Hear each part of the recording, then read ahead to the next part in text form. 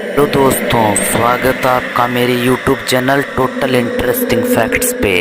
आज मैं आपको बताने वाला हूँ भानगढ़ के किले के बारे में रोचक तथ्य, जहाँ शाम ढलते ही जाग उठती है आत्माएं।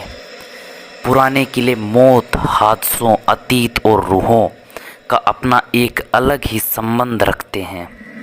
ऐसी कोई जगह जहाँ मौत का साया बनकर रूहें घूमती हो, उन जगहों पर इंसान अपने डर पर काबू नहीं कर पाता।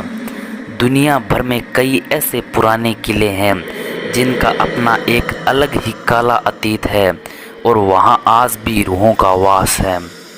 भानगढ़ का किला भारत में सबसे प्रेतवादित स्थान के रूप में माना जाता है और शायद सबसे बड़ा अनुसुलझ रहस्य भी है। आइए जानते हैं इस भूतहा किले की कहानी। लेकिन इससे पहले अगर आपने मेरे चैनल को सब्सक्राइब नहीं किया है तो प्लीज़ सब्सक्राइब कीजिए और बेल आइकन दबाना ना भूलें ताकि आपके पास पहुंचे मेरी वीडियो सबसे पहले। चलिए दोस्तों, शुरू करते हैं आज की इस वीडियो को। भानगढ़ का किला 16वीं शताब्दी में बनवाया गया था। इस किले को आमेर के राजा भगवंत दास ने 1573 में बनवाया था। यह किला बसने के बाद लगभग 300 वर्षों के बाद तक यहाँ आबाद रहा और यह एकदम नॉर्मल किला था। लेकिन बाद में भगवंत दास के छोटे बेटे व आमेर के महान मुगल सेनापति मान सिंह के छोटे भाई राजा माधव सिंह ने 1613 ईस्वी में इसे अपना रिहाइश बना लिया। पहली कहानी के अनुसार जहां भानगढ़ किले का निर्माण करवाया गया, वह स्थान योगी बालनाथ का तप स्थल था। उसने इस वचन के साथ महाराजा भगवंत दास को भानगढ़ किले के निर्माण की अनुमति दी थी कि किले की परछाई किसी भी कीमत पर उसके तप स्थल पर नहीं पड़नी चाहिए। महाराजा भगवंत दास ने तो अपने वचन का मान रखा, किंतु उनके वंशज माधो सिंह इस वचन की अवहेलना करते हुए किले की ऊपरी मंजिल का निर्माण करवाने लगे।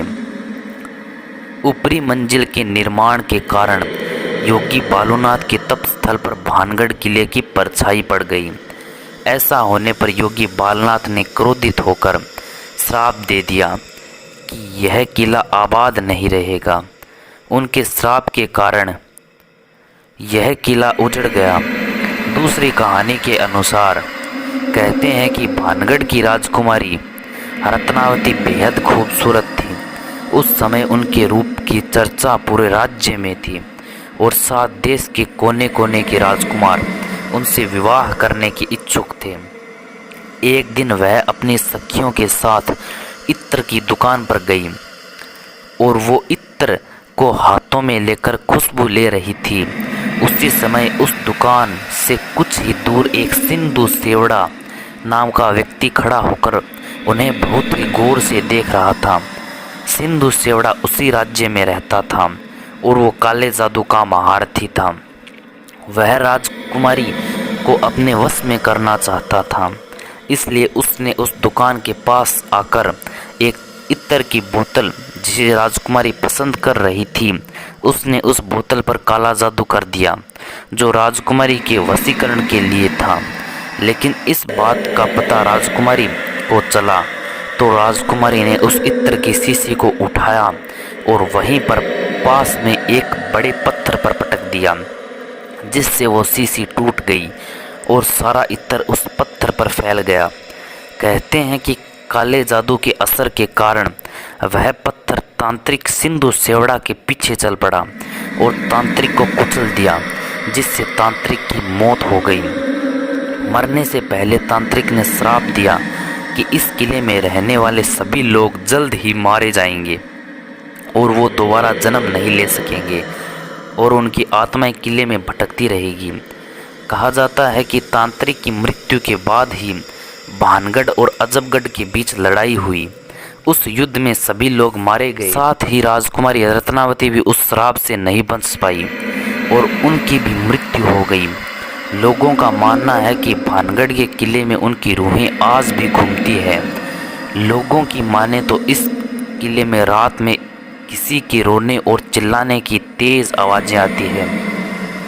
कई बार यहाँ एक साये को भी भटकते हुए देखने की बात कही गई है। इन बातों में कितनी सच्चाई है यह कोई नहीं जानता। रहस्यमयी घटनाओं के कारण पुरातत्व विभाग द्वारा भानगढ़ किले को भूतहा घोषित कर दिया है। किले के अंदर प्रवेश द्वार पर उनके द्वारा बोर्ड लगाया गया है जिसके अनुसार सूर्योदय से पहले और सूर्यास्त के बाद कोई नहीं जा सकता। हाँ तो दोस्तों, कैसी लगी आपको मेरी वीडियो? अगर अच्छी लगी तो प्लीज़ इसे लाइक कीजिए, शेयर कीजिए, अपने दोस्तों के साथ सब्सक्राइब कीजिए और प्लीज़ कमेंट बॉक्स के अंदर ज़रूर लिखिए अगर आपको भी किसी के बारे में रोचक तथ्य जानने हैं तो। Thank you.